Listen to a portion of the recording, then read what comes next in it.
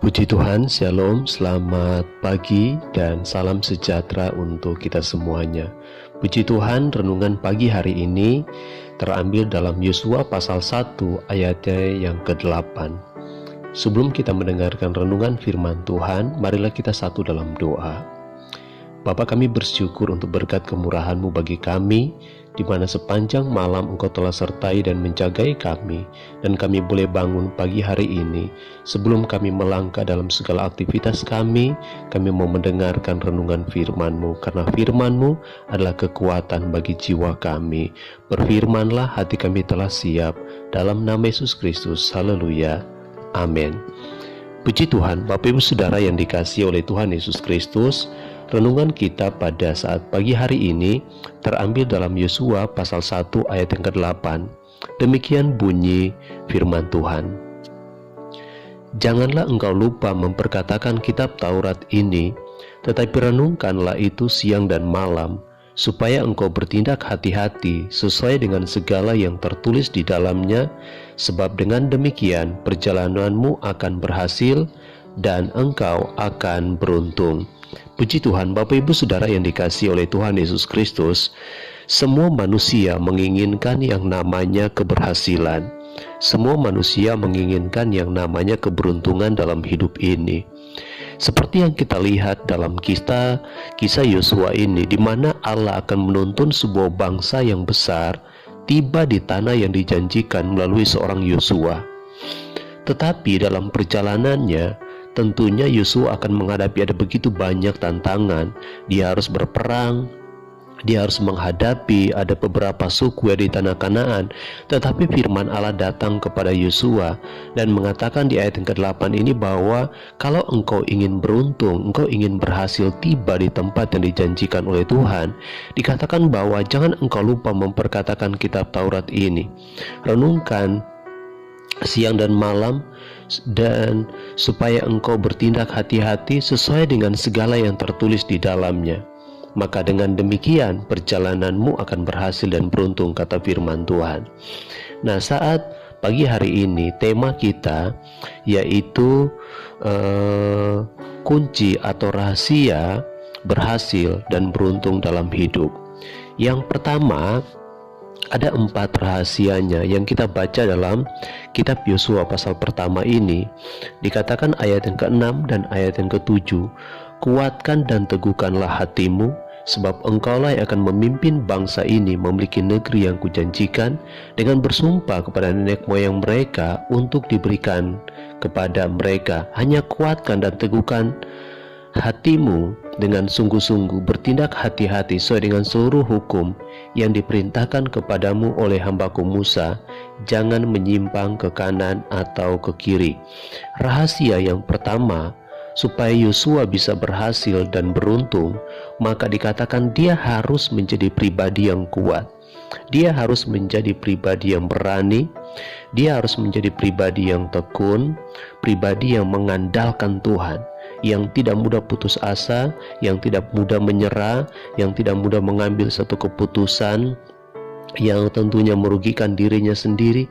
Dan ini yang dikatakan oleh firman Allah, kuatkan, teguhkan hatimu, sebab engkau akan memimpin bangsa ini.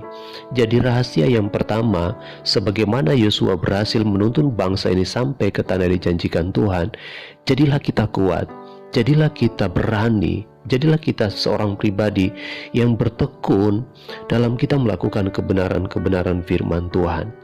Yang kedua, dikatakan bahwa dalam ayat yang ke-7 tadi, hanya kuatkan hatimu, teguhkan hatimu dengan sungguh-sungguh, bertindak hati-hati sesuai dengan seluruh hukum yang diperintahkan kepadamu oleh hambaku Musa. Jangan menyimpang ke kanan atau ke kiri, supaya engkau beruntung kemanapun engkau pergi, kata firman Tuhan. Yang kedua, yaitu menjadikan firman Allah itu sebagai penuntun utama untuk kepercayaan dan tingkah laku kehidupan kita. Menjadikan firman Allah itu sebagai hukum yang tertanam dalam hidup kita. Jadikan firman Allah itu sebagai pedoman hidup kita yang harus kita pegang teguh, bahwa kalau Tuhan beserta dengan saya, maka saya akan melihat setiap janji-janji Tuhan akan Tuhan nyatakan. Jadi menjadikan firman Allah itu sebagai hal terpenting dalam kehidupan kita, sehingga tidak membuat kita menjadi khawatir, tidak membuat kita menjadi takut. Itu bagian yang kedua. Bagian yang ketiga dikatakan dalam ayat 38 sesuai dengan bacaan kita di sini. Jangan kita lupa memperkatakan kitab Taurat itu, dikatakan renungkan firman Tuhan itu siang dan malam, supaya kita bertindak hati-hati sesuai dengan yang tertulis di dalam kebenaran firman Tuhan, dan akan menjadikan kita berhasil. Yang ketiga di sini mengingatkan kepada kita untuk mempelajari firman Allah. Firman Allah bukan hanya sekedar dibaca, kemudian didengar, kemudian lalu begitu saja, tetapi firman Tuhan harus kita baca, kita harus perkatakan, kita harus renungkan itu siang dan malam.